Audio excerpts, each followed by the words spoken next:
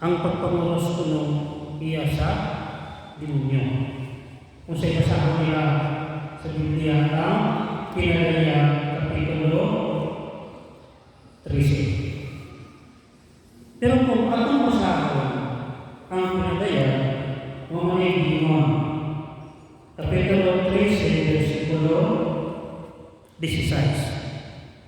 Gipugos sa mananap nga mapatikan ang tanang tao inila ubili nila dato ug kabos ulipon ubili-ulipon diya sa tuon nilang kamot ug sa agtang niya mangurusta sa tuong kamot sa agtang patik ko na nato nagikan sa dunya niya kay may mga sila mo pahiro na istorya niya hindi kita siliba sa Biblia sa munang okay, yung tanga, nakukinuod.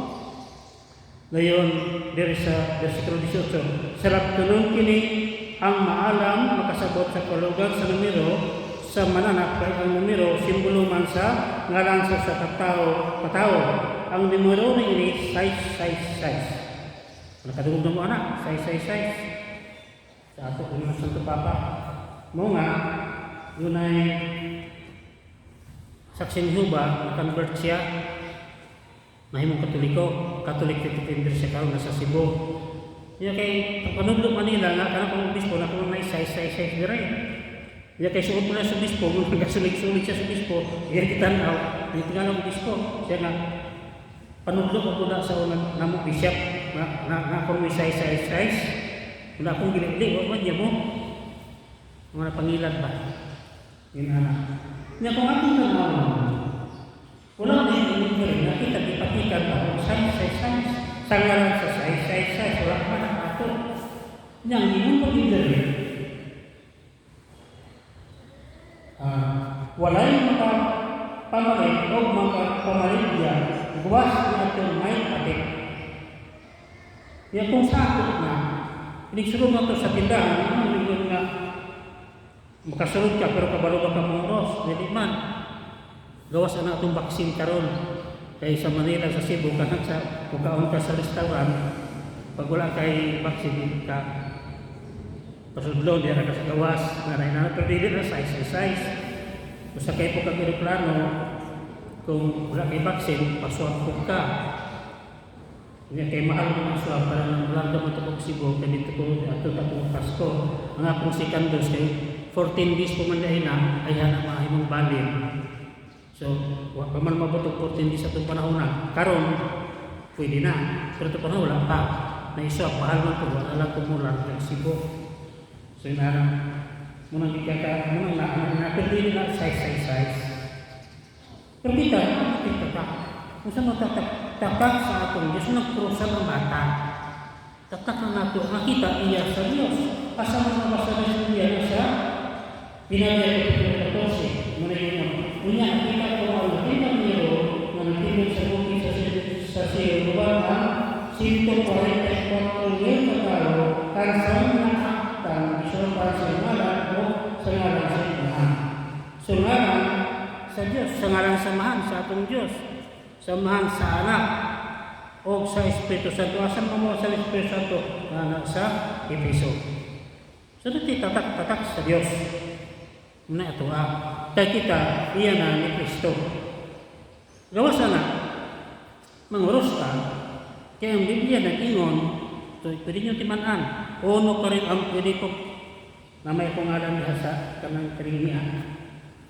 Inyo na may siya kay mama, kanang karing akong lecture ninyo karon, mga teksto sa Biblia, makita na ninyo. So, na nasa 1 Corinto, Kapitulo 1, versikulo 18. Ang iyo diya, alang ka na itong iluwas, gahong ka na sa Diyos. Muna, manguros ng ito. Muna pagkatapos mo, manguros mo, tungod kayo ang Biblia na gingon nga, alang ka na itong iluwas, gahong ka na sa Diyos. Pero alang na itong walang maluwas, ito ang naalang nila. Muna, piling sila manguros. Pero kita man ang katawan sa Diyos mo, mananguros kita. Kanya ang Biblia nagtudlo man na itudlo sa mga anak. Una, ang unang trabaho sa Pilipina sa bata na nabunyaga, tunduan din siya sa mga pagpamuros. Muna yung diri sa Deuteronomio Kapitulo 6, versikulo 6. Ayaw niyo ikalintik ini mga balaod na lahat ng kalinyo karon. Itundok ini sa inyong mga kabataan. Tutudluan ang mga anak. Kamay pa pagpamuros. Diskutipili kung ano sa inyong balay. Pero sa karon po, uso naman ron bata, gadulag cellphone, may pa. May uso dito karon. Ang simbahan, kanon may dawakan. Nga unta, nasa balay, dili kanon yung cellphone. Pero gusto ko sa dili, labi na kung nanata sa social media, naagil siya. Ako galisod gali ko anak. Ang ako nga duha ka anak babae. Computer man ang mga kurso, sa computer engineer, sa computer science, so computer gid ila. So mag-istorya ni. Ang mga pila ka mga siguro pasay ni oras. Ang isa katukok na lakta. Ang isa kuha ko. Ang istorya nimo, di na ka matubag og karon. Yang mausay maulit na ko anak kay wala naman, ito ano man ito nakakuan man, nakakonsulit man. Dayon, ang akong misis, papot siyang cellphone. Ako na lang isang nabilin. Yung sabi akong bato niya, ako ka. So, natapok mo wala istoryahan ay. So, tingag, kuputo gadget. So, muna ito ang karon. Naunta, ang inom na, kung nasa balay, ang isgot, momen ng Biblia, nga nung nahimo ni siya, ito, okay, muna isgutan sa pamilya. Pag-isgot niya ba sa ato ang reliyon. Pero karon di na kayo na, wala kayo na nahimo. Pero ang dinagin na, isgutin ini ko, anak ang sinimbalay. O magpanaw ka mo. Muna may, blakaw ta, bumuros ta, nag-ampok ta. Sa ngalan sa man, sana ko sa Espiritu Santo. Pilnak siya na ito. Kung magpanaw ka mo sa dayon na ninyong katulog. Kung muna itudok na ito sa itong simbahan nga, sa dayon na ito katulog, manguros ta, mag-ampog ta. Kay daghan hitabo nga natulog pagka buntag patay. Tig-agaw na itong pagsa.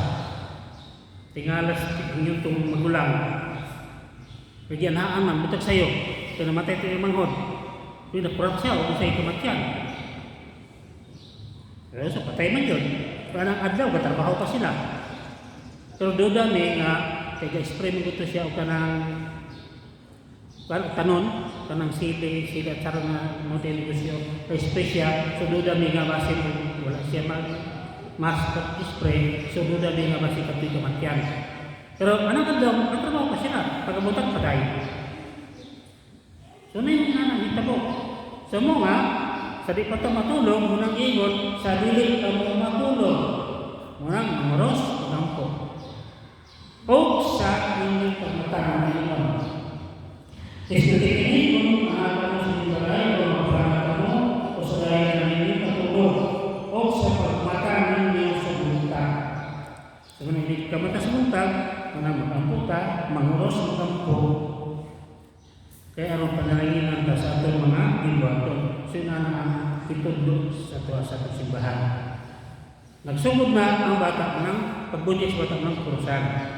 Sa tudloan na rin pagpamuros ang bata. Pero yung tungkulin ang karon na niya diskutan nga kadto ko nung magmaninoy nga dili Katoliko, di lang po kurson sa bata.